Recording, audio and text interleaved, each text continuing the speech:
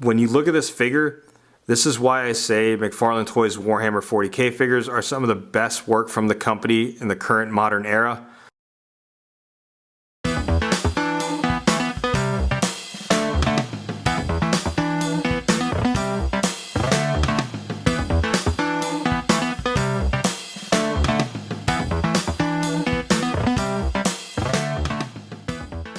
Hey, what's happening, YouTubers? We're back with a brand new action figure review, and today we're taking a look at the new McFarlane Toys Warhammer 40K Chaos Space Marines Iron Warrior gold label exclusive to Target. Jeez, that was a long name. But anyways, this just got announced recently and just got released by Target. I think on the website it's still shipping for next month, but if you check your local Target stores, you might find them in stores now. But like we always do with the reviews, let's start with the box art first. So you saw me mention in my prior Warhammer 40K reviews, the style box is kind of similar to the Joy Toy ones. And shout outs to all y'all that participated in the comments below and let me know that this might be a mandate from Games Workshop to kind of keep it in unison. So that could be a potential possibility. But it's the same type of box art that you saw before from the other McFarlane ones. Then you have the logo right there on the side. And on the back is the image artwork. But that's enough about the box art, which looks nice and I like the updated look. Let's go ahead and get the Iron Warrior out of the box. Alright, so here's the Iron Warrior out of the box. And right away, a lot of accessories. Like I always say, you love to see it. But first things first, he comes with the Warhammer 40K base plate. So same base plate style you see with every DC figure or McFarlane Toys figure. So when taking a look at the accessories, or the weapon accessories to be specific, I think for the most part a lot of this is reused except for this weapon right here. If it isn't a reuse, let me know in the comments below, but I don't think I've seen this one yet. Or I might have, I don't know. I got a lot of figures coming in, but I know for sure these were also featured with the prior figures, but same type of design and sculpt you've seen before. And the Iron Warrior has this back piece that you've seen with all the other McFarlane Toys Warhammer 40K figures, and I do like this silver wash with this gold finish right here at the skulls. This looks pretty sick, and like, you know, just like the other figures, this is going to pop in the back of the figure, which we'll take a look at here in just a minute. And just like the current new waves of McFarlane Warhammer 40K figures, they come with this little card right here with the art you saw on the back of the box, and on the back is sort of like the data file like you see with the DC Multiverse figures. Feel free to pause it if you want to go ahead and read it.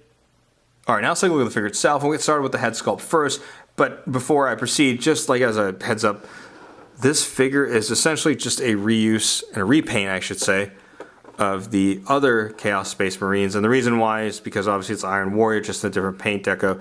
But the only real difference between the two in terms of sculpting are the pauldrons on the shoulders here.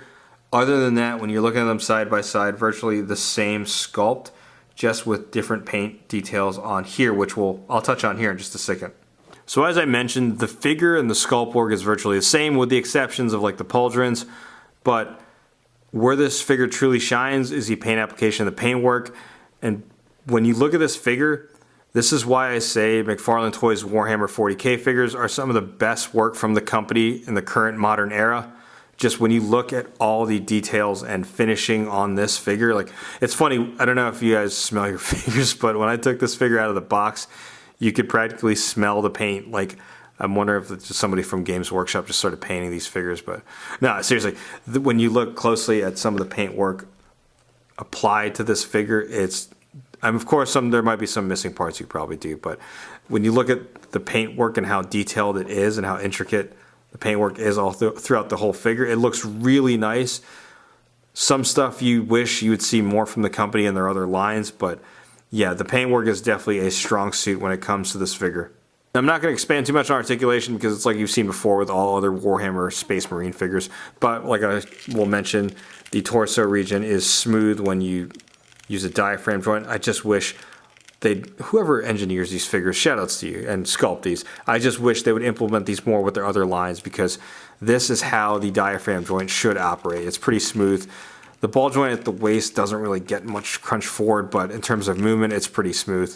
Right now I'm just going to jump right into size comparisons. And first size comparison, here's the Iron Warrior standing beside the other Chaos Space Marine and the Khorne Berserker on the right. And I should make mention too, on the back piece, you do see that these are different in terms of like the skull on here, and this one doesn't have the skull. So there are other sculpt differences between the two, besides the pauldrons.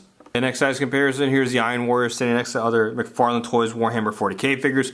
We have the Gene Stealer on the left and the Flayed Necron Warrior on the right. And this Gene Stealer is still one of their best figures too.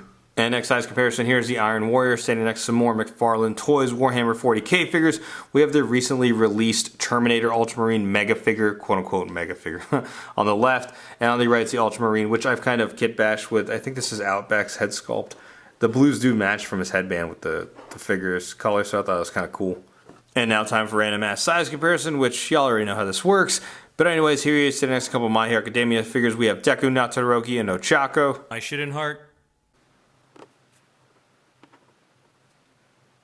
Alright, some overall thoughts on the figure. I think it's good. And at the new current price point for these Warhammer 40K figures at $30, I think the offering still is acceptable given what we get with the figure. We get a bunch of accessories, weapon accessories to be specific, you know, that trading card and then the base plate you always get with all McFarlane Toys figures. While this is essentially just a repaint of the prior Chaos Space Marine with some minor sculpt updates, the paint for sure makes up for it, or really showcases like the strength of this figure. And here's the thing, and why I pretty much enjoy, you know, getting this figure and why I like it, for the line itself, for it to continue. Because if you're a Warhammer 40K fan, you're a fan of anything Warhammer 40K related, you'd like to see lines continue, like the Joy Toy one and the McFarlane Toys one. So it makes me hopeful that the line's still going to continue going forward, and hopefully there's more figures to come out in the future. But let me know what you think in the comments below. YouTubers are going to be picking it up. What do you think about this figure? What do you think about the paint? Sound off in the comments below, and like always, if you like what you see, be sure to hit that like button. For now, you're subscribed to the channel. Go ahead and subscribe. Thanks for watching.